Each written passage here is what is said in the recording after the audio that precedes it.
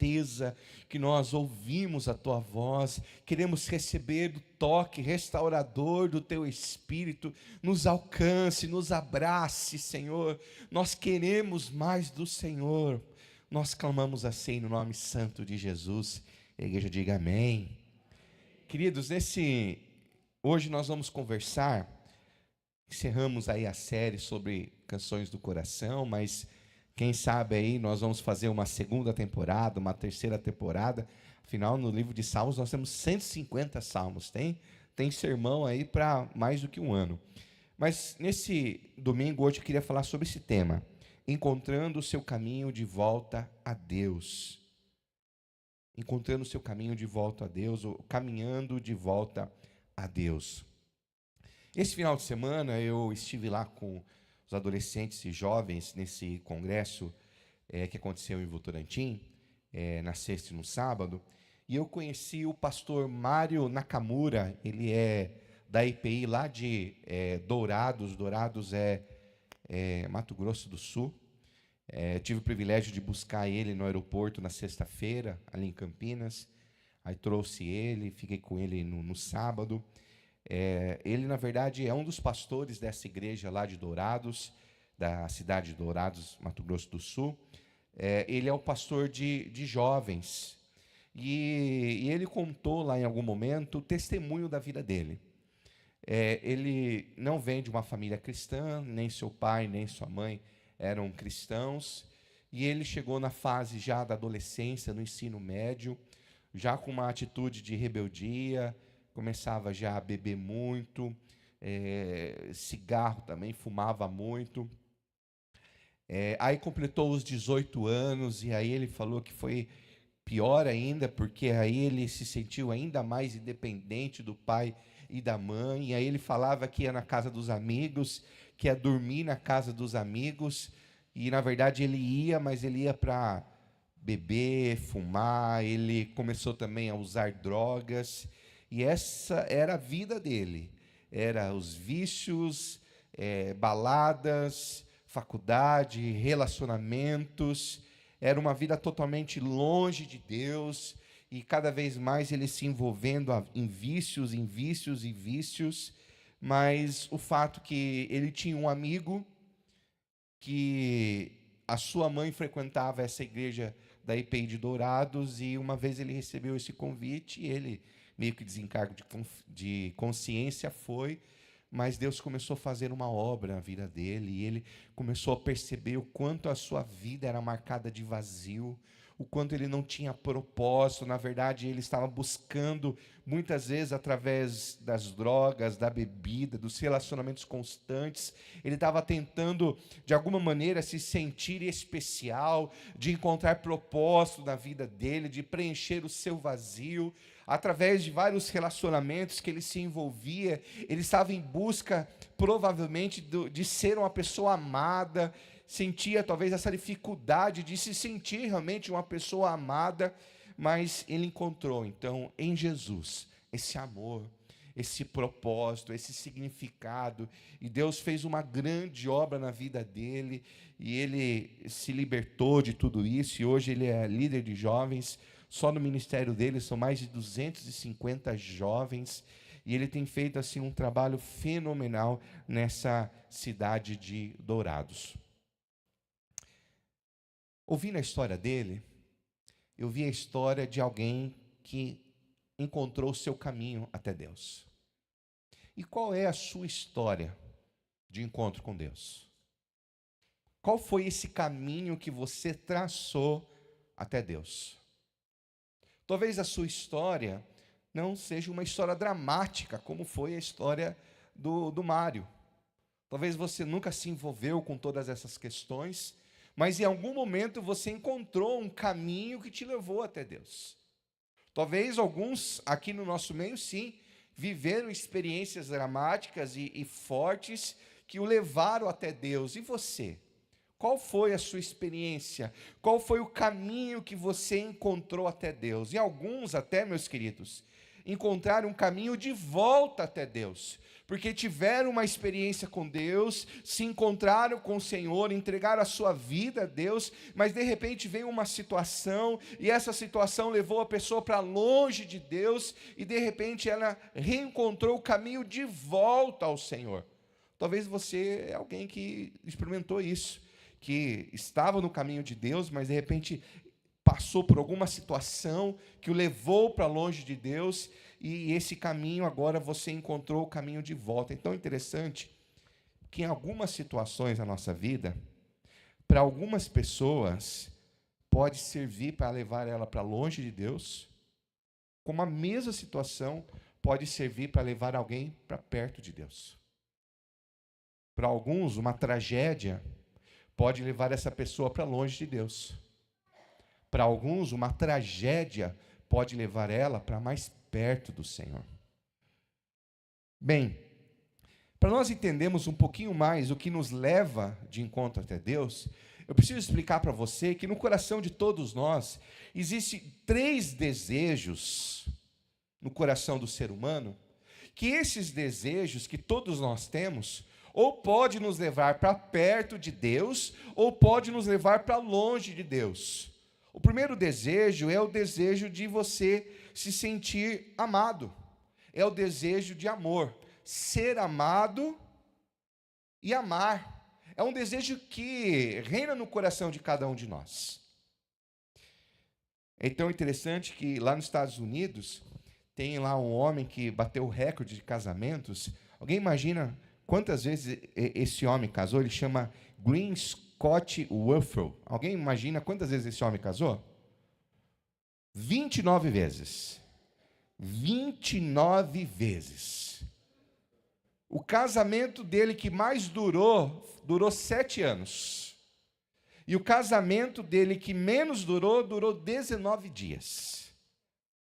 E aí eu vou fazer a pergunta. Alguém imagina qual é a profissão desse homem? Do que ele trabalhava? Hã? Coveiro? Não. Hein? Sabe o que esse homem era? Ele era pastor. Ele era pastor. Você viu? Aí, ó, ele está querendo conversar. Você viu? É pastor, isso mesmo. Era pastor, meus queridos. Dá para acreditar nisso?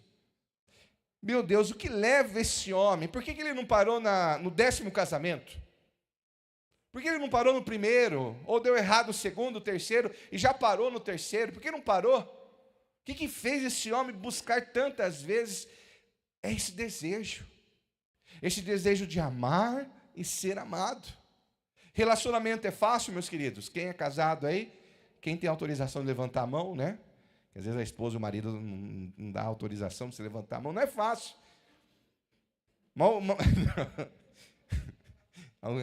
Mostra escondido assim, tá? Não é fácil, mas o que nos leva a não desistir de estarmos juntos?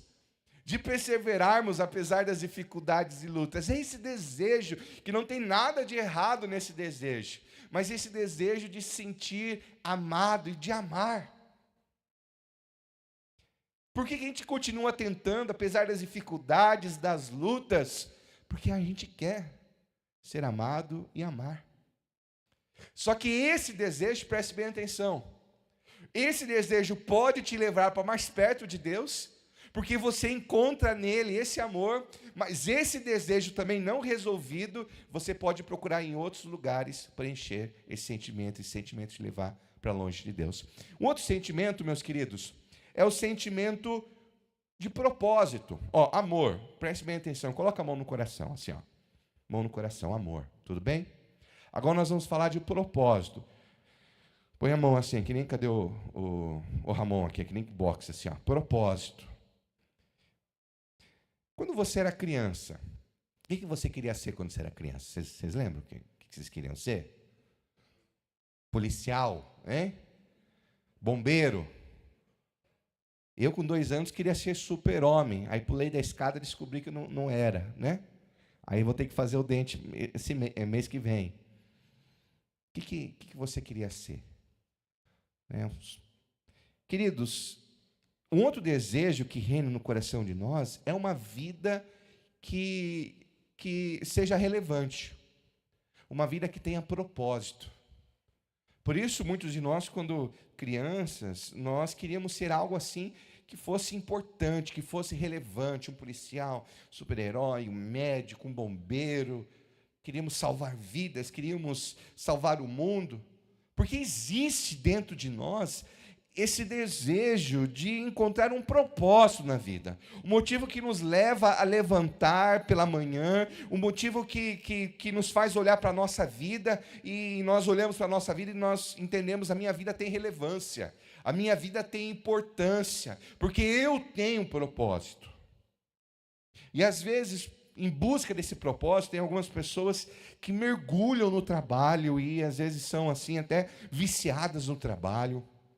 Em busca de propósito, algumas pessoas se aventuram em experiências de se arriscar, experiências de ter adrenalina.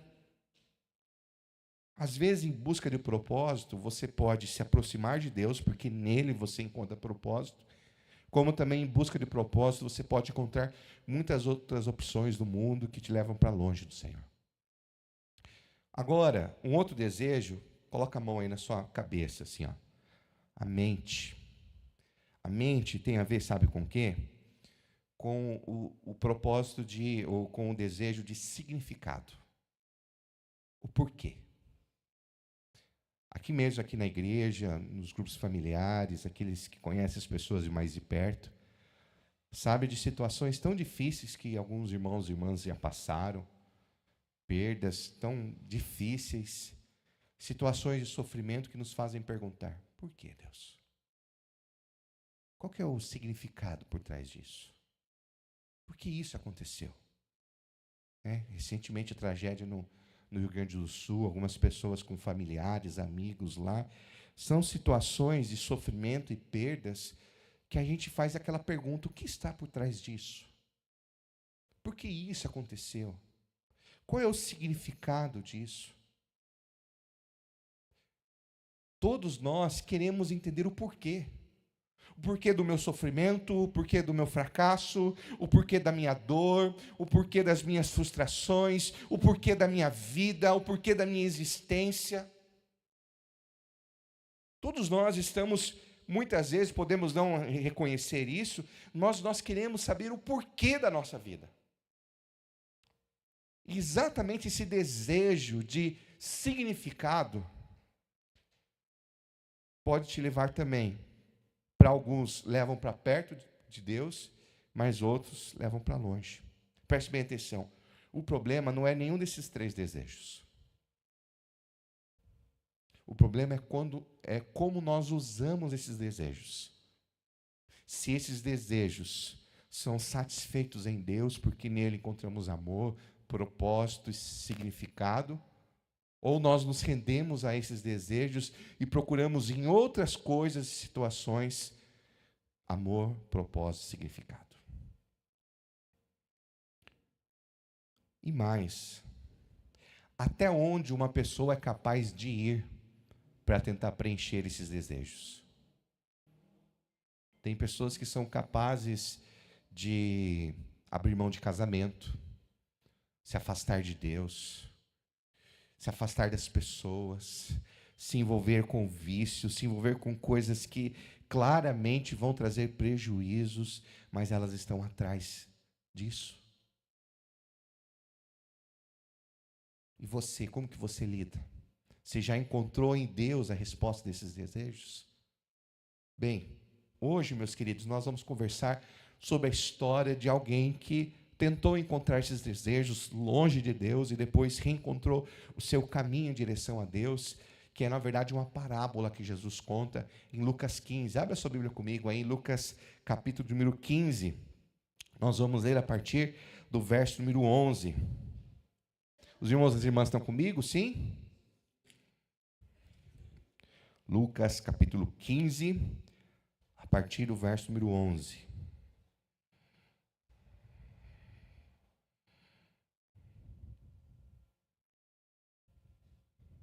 Bem, antes de nós lermos esse texto, deixa eu apresentar para você o contexto do capítulo 15, tudo bem? O capítulo 15, é a ênfase de Jesus dizendo que Deus é o Deus que procura incansavelmente o perdido. Um Deus que está preocupado em restaurar, transformar aquele que está perdido longe.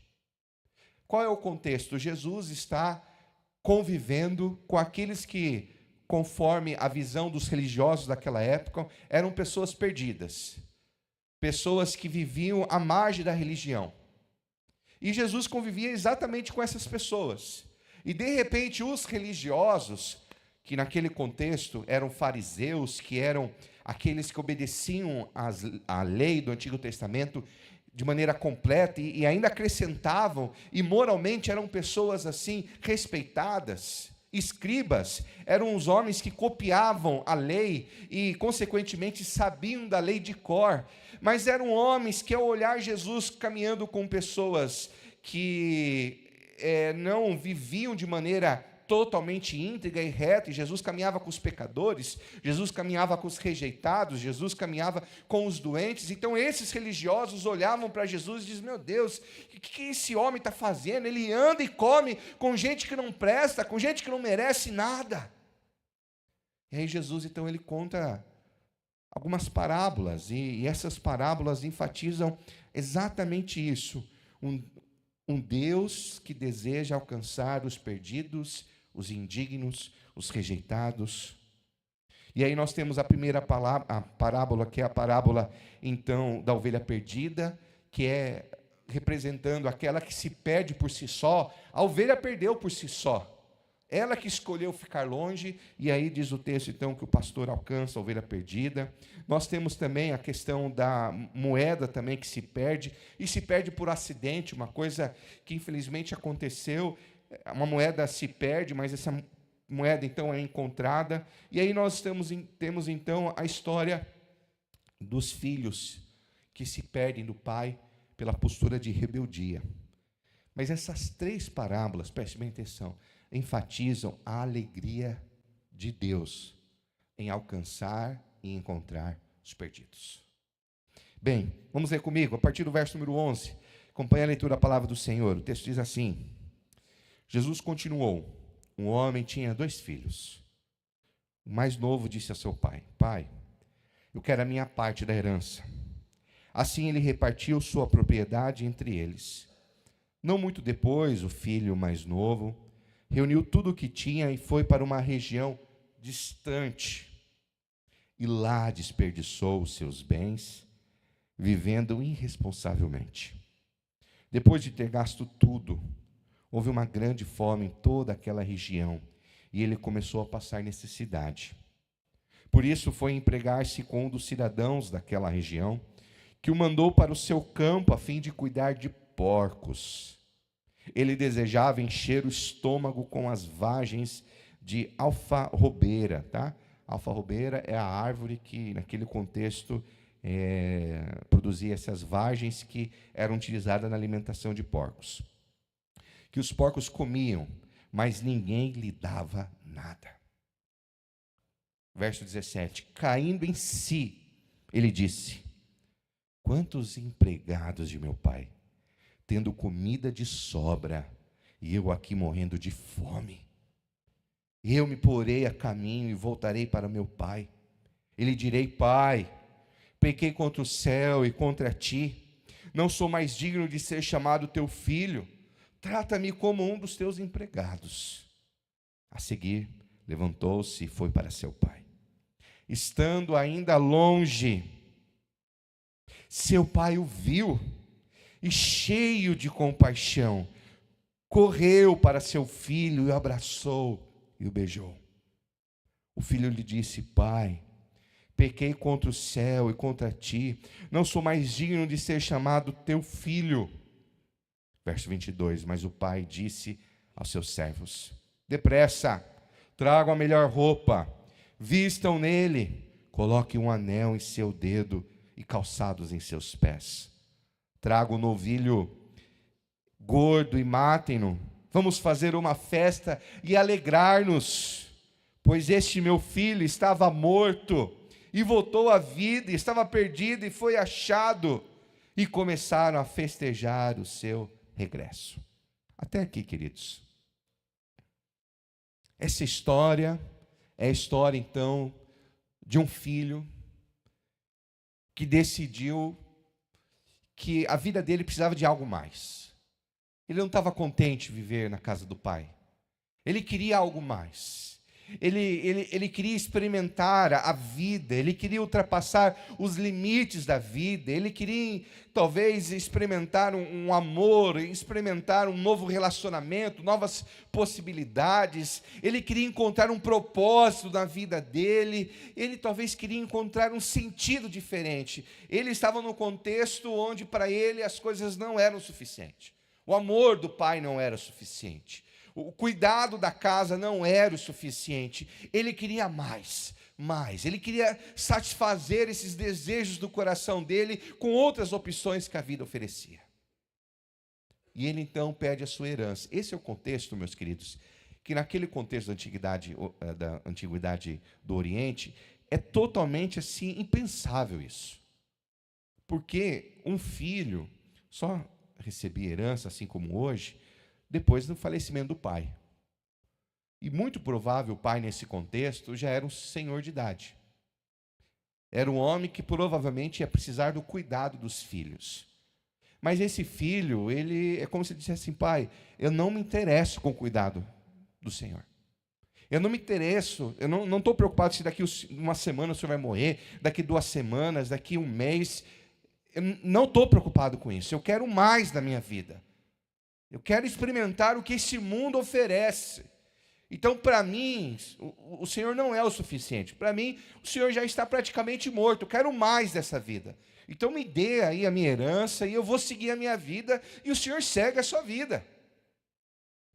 E assim, então, foi esse filho para encontrar, talvez, o que esse mundo oferece de oportunidades para satisfazer esses desejos de amor, de propósito, de significado. E a partir então desse texto, meus queridos, nós vamos aprender a como encontrar esse caminho de volta até Deus, tudo bem? Como encontrar esse caminho de volta até Deus. E aí, primeiramente, reconhecendo a necessidade de arrependimento. Olha só o que diz os versos 16 e 17. Ele desejava encher o estômago com as vargens de alfarrobeiras que os porcos comiam, mas ninguém lhe dava nada. Caindo em si, ele disse: quantos empregados de meu pai têm comida de sobra e eu aqui morrendo de fome. Preste bem atenção, meus queridos. Algo aconteceu na vida desse jovem. Ele pegou a herança, diz o texto que ele foi para uma cidade longe. Interessante que no Antigo Testamento existe a dinâmica de cidades proibidas, de cidades que as pessoas tinham um estilo de vida totalmente rebelde a Deus. É como se esse jovem foi exatamente para essas cidades onde o estilo de vida era totalmente rebelde diante de Deus, e esse jovem foi. E ele gastou tudo que ele tinha. O texto não diz exatamente o que aconteceu. Mas o texto diz que depois de ter gastado tudo que ele tinha em busca de satisfazer os desejos do coração dele, os seus amigos o abandonaram e ele de repente não tinha mais nada. Tentou preencher com a vida, com o amor, o propósito, o significado, com dinheiro, prazer, festa. Vamos pensar assim, é como se a pessoa pegasse uma herança e fosse para o carnaval do Rio de Janeiro, né? E ficasse lá e gastasse tudo. É como se alguém aqui, dos nossos jovens, pegasse o dinheiro e fosse para uma região longe e ficasse lá, fosse para a Europa, fosse para os Estados Unidos e gastasse tudo, e fizesse de tudo na vida.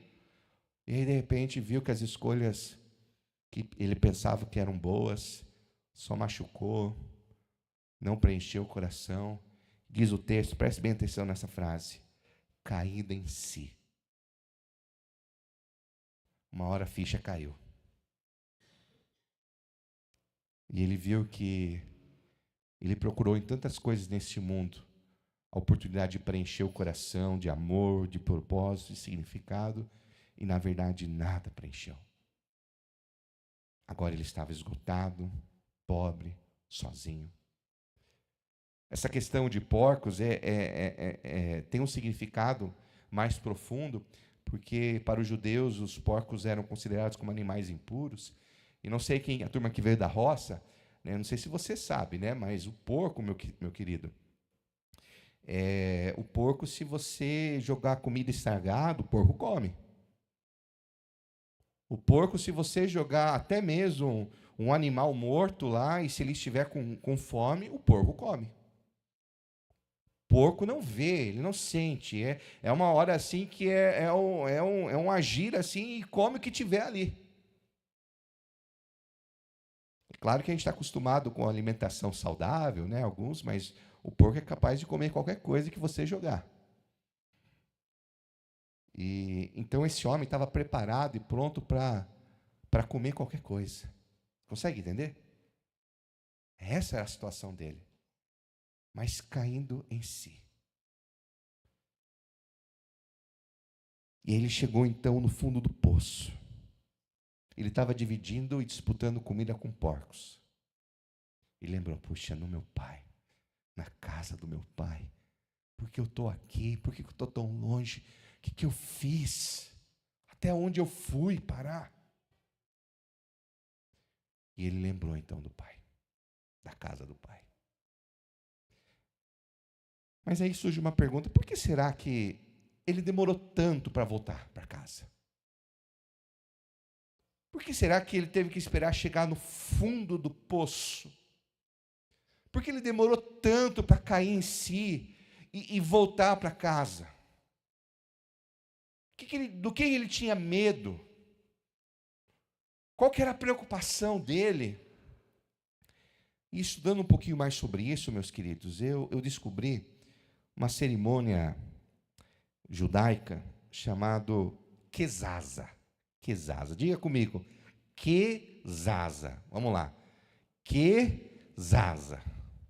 Quesaza, meus queridos, era uma cerimônia quando uma vila sabia que um dos jovens abandonou a família, abandonou a casa, abandonou o pai, foi para longe, abandonou a lei, abandonou o seu povo, abandonou a sua identidade e foi para outra região, para outros povos e gastou o que não podia, abandonou, não se preocupou com o pai e com a mãe.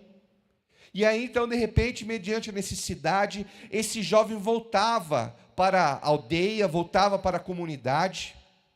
Mas então a comunidade, sabendo que esse jovem rebelde voltava, essa comunidade se reunia então na entrada da aldeia. E eu queria que vocês entendessem que naquele contexto os judeus eles ainda são hoje dramáticos e são bastante assim visuais.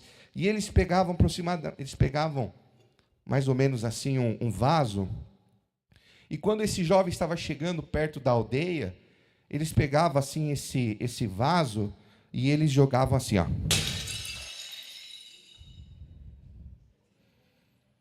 Exatamente, faziam dessa maneira. Pegavam um vaso, quebravam diante do jovem e diziam: Quesaza, você quebrou a aliança com seu pai. Você quebrou a aliança com a sua família. Você abandonou a lei. Você abandonou a palavra. Você abandonou a sua comunidade. Você abandonou a família. Você quebrou o amor com seu pai. Você quebrou o amor com a sua família. Você não é uma pessoa inteira. Você é pedaço. Você é falso. Você não tem aliança. Você não tem amor. Você não merece o amor do seu pai. Você não merece voltar para essa comunidade. Você não merece voltar para casa. Saiba que você não é bem-vindo aqui. Era isso que representava Quesaza. E era esse medo que esse jovem provavelmente tinha, de voltar para casa, e quando ele chegasse perto da comunidade, da vila, e ele fosse recebido dessa maneira. Quesaza, você não merece, você quebrou a aliança, o amor, você não é bem-vindo aqui. Mas apesar de tudo isso, meus queridos,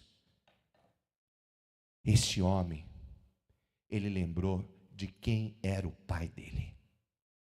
Ele lembrou quem era o pai dele.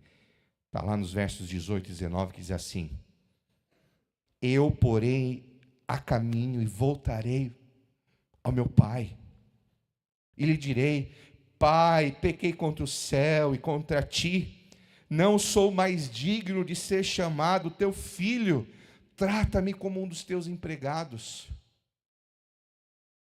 Ele sabia da possibilidade de provavelmente o pai dele não receber ele de volta, de provavelmente ele ser expulso da comunidade, mas ele decidiu superar a vergonha, e ele lembrou: não, mas o meu pai vai me receber. Eu sei que eu não mereço, eu mereço o quesaza, mas eu vou voltar para casa. E ele voltou. E aí diz o texto, meus queridos, e aí esse é um caminho importante de volta até Deus, que é recebendo de coração aberto o amor do Pai. Olha só o que diz o verso número 21. Diz assim: a seguir, levantou-se e foi para seu pai. Estando ainda longe, seu pai o viu e, cheio de compaixão, correu para o seu filho e o abraçou e o beijou.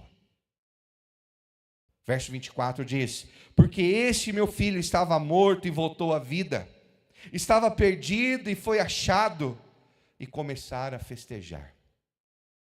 Queridos, quando esse homem arrependido, sabendo que ele não merecia o amor do Pai, e que ele merecia era exatamente essa cerimônia, mas mesmo assim, com esse sentimento de falta de dignidade, eu não mereço, mas eu preciso, eu estou arrependido, eu quero meu pai de volta, eu quero voltar para casa, ele voltou, e diz o texto que esse pai já estava à espera. Provavelmente esse pai ficou sabendo de rumores: seu filho rebelde lá apareceu lá, não sei lá onde, lá parece que está voltando para casa. E antes da comunidade, da aldeia, antes dos anciões da aldeia o receberem com essa cerimônia, o pai já estava pronto, o pai já estava alerta, para que antes de que a aldeia o recebesse dessa maneira, ele fosse o primeiro a se encontrar com seu filho. E diz o texto que o pai correu. Queridos, essa imagem do pai correndo, naquele contexto do Oriente Médio, e ainda hoje, é uma imagem assim que você nem consegue imaginar. Um pai, ancião, que viu o seu filho rebelde sair de casa, correr. Jamais isso acontecer. É a mesma coisa, vou imaginar assim, né? Não ia falar prefeito Manga, não. Prefeito Manga vive correndo, né? Mas vamos pensar um presidente dos Estados Unidos se encontrando com o presidente da Alemanha, e de repente os dois se encontram, e os dois, para se encontrar, saem correndo em direção ao outro. Não faz sentido, né? Vou pensar em um coronel da polícia sair correndo para receber o seu batalhão. Não faz sentido. Mas esse pai, e para vocês entenderem que correr, naquele contexto, era uma imagem assim para um homem, um senhor de idade incabível, porque para correr, eles vestiam roupas parecidas com um vestido, então ele tinha que dobrar a roupa, e tinha que levantar a roupa. Praticamente ele mostrava uma parte da perna dele, que era algo assim que seria, naquele contexto, humilhante, e ele é capaz de tomar essa atitude de puxar a sua roupa, de dobrar a sua roupa, de mostrar as suas pernas e correr em direção ao filho. Queridos, essa é a minha história, essa é a sua história. Talvez alguns tiveram experiências mais dramáticas, outras não tiveram experiências tão dramáticas, mas essa é a nossa história. Buscamos em muitas coisas dessa vida preencher o desejo do amor, do propósito, do significado. E às vezes, dentro da igreja ou fora da igreja, podemos estar perdidos. Porque essa história conta a história também de um outro filho que estava dentro de casa e também não se preocupava com o pai dele. Então tem gente perdida fora da igreja, tem gente perdida dentro da igreja. Porque às vezes podemos estar buscando em outras coisas essa busca por amor, essa busca de propósito, essa busca de significado. Mas Deus é esse Deus incansavelmente que corre em nossa direção. Esse Deus que incansavelmente não desiste da minha vida, não desiste da sua vida. E que por mais a nossa teimosia, por mais que as opções da vida, por mais que o sofrimento ou a alegria da vida nos leva para longe de Deus, Deus constantemente está indo ao nosso encontro, está nos procurando, nos esperando, vindo em nossa direção, nos atraindo com o seu amor. Abrindo a nossa mente, dizendo, olha, este mundo não oferece o amor que eu posso te oferecer. As pessoas e os prazeres dessa vida não oferecem o propósito que eu posso oferecer. Este mundo e os prazeres deste mundo não oferecem significado que só eu posso oferecer. Eu sou o seu pai, estou à tua espera. Volta, filho.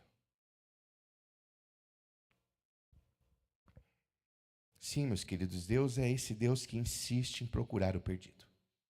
Não importa se ele está no fundo do poço, Deus é o Deus que está procurando o perdido. Deus é o Deus que está sempre nos oferecendo uma segunda chance. Sempre Deus está nos dando uma segunda chance. Dá para recomeçar. O casamento dá para recomeçar. A minha vida dá para recomeçar. A minha jornada dá para recomeçar, mas o meu vício, minhas dificuldades, minhas amizades, não dá para recomeçar. Deus nos dá uma segunda chance. Deus é o Deus que nos perdoa, preste bem atenção. Deus é o Deus que nos perdoa, nos acolhe da maneira que nós estamos, sujos, fedendo. Né? Quem às vezes está com fome, né? O bafo é terrível. Deus é assim, a gente está com bafo, está cheio mal, está sujo. Mas Ele vem e nos acolhe do jeito que nós estamos. Mas Ele nos ama tanto que Ele não permite que nós continuemos a ser quem nós somos. Então Ele nos tira dessa identidade, da rebeldia, da sujeira. E assim como esse filho, agora Ele deu sandálias, porque quem anda descalço é escravo. E agora esse filho não é mais escravo. Ele traz uma aliança, porque agora a aliança que se perdeu com o pai dele, agora essa aliança foi restaurada. E trouxe uma festa. E esse é o nosso Deus. Os céus estão em festa quando um filho e uma filha voltam para casa, amém? Os céus celebram quando o arrependido se aproxima do Pai.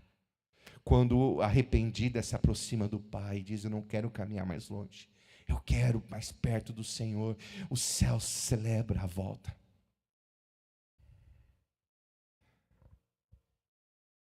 Preste bem atenção. E eu convido você a voltar para o Pai. A igreja hoje convida você a voltar para o Pai. A palavra de hoje convida você a voltar para o Pai. O Espírito Santo te convida hoje, volta para o Pai. O Senhor diz para você hoje, vinde a mim os que estáis cansados e sobrecarregados, que eu vos aliviarei. Não é amanhã, não é semana que vem, não é ano que vem, hoje volta para a casa do Pai, porque no Pai você encontra o amor, no Pai você encontra o propósito, no Pai você encontra o porquê da sua vida, o Pai te chama. O que você espera para voltar para a casa do Pai?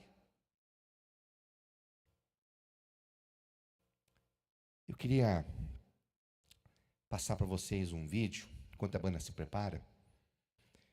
O vídeo é de um atleta de corrida chamado Derek Handman. Ele representava o Reino Unido na Olimpíadas de Barcelona e ele está correndo a última corrida, que é a disputa das medalhas, de 400 metros. Na semifinal, ele foi o atleta que melhor correu, melhor alcançou o tempo. E ele estava, então, tudo certo, preparado, então, para a última corrida em busca da medalha. E aí, só que algo acontece. Vamos assistir? Pedir para apagar a luz também um pouquinho aqui no fundo. Vamos assistir.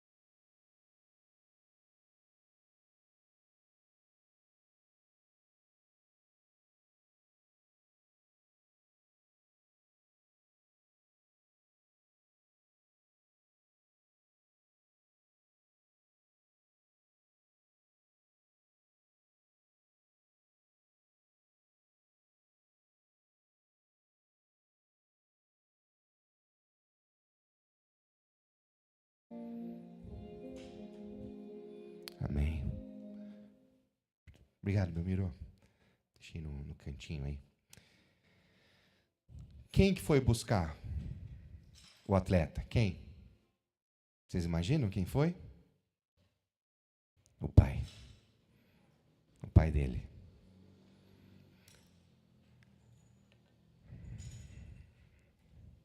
O que te impede de voltar para o pai hoje? O pai, o nosso Deus é como esse Deus, como esse pai, que se viu, né? Pulou lá a faixa, vieram lá os guardas e ele, não. Sai, esse é meu filho. E ele foi em direção ao filho. Queridos, ninguém lembra quem foi o primeiro, e por sinal ele bateu o recorde. Mas todo mundo lembra dessa cena, do pai que correu em direção ao filho. Quem é pai aqui sabe que seria capaz de até muito mais pelos seus filhos, não é verdade? A gente seria capaz de muito mais. O que te impede de voltar hoje para a casa do pai? O amor que você procura, o Senhor te oferece de um jeito que ninguém pode te oferecer. Não é marido, esposa, filhos, ninguém te oferece o amor incondicional que só o Senhor pode oferecer. Propósito. A vida profissional é importante, mas no Senhor você encontra um propósito dessa vida e para fora dessa vida. No Senhor você encontra propósito de fazer diferença na vida de outras pessoas. No Senhor você encontra o porquê. O porquê das lutas, o porquê das dificuldades.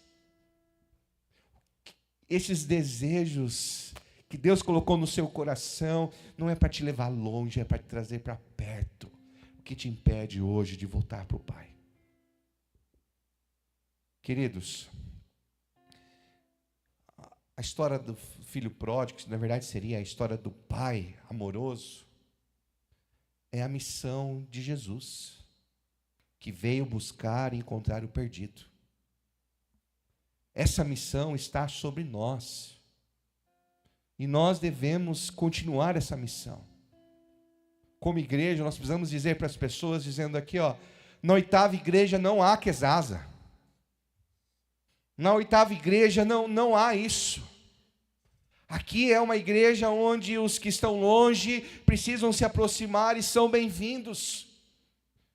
São acolhidos. Não importa o quão longe o pecado te levou, não importa o quão longe as alegrias deste mundo te levou, não importa.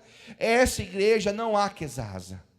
Nessa igreja há acolhimento para o perdido, há acolhimento para o ferido, há acolhimento para o que está longe, porque aqui é a casa do Pai e aqui é o lugar de encontro com o Pai.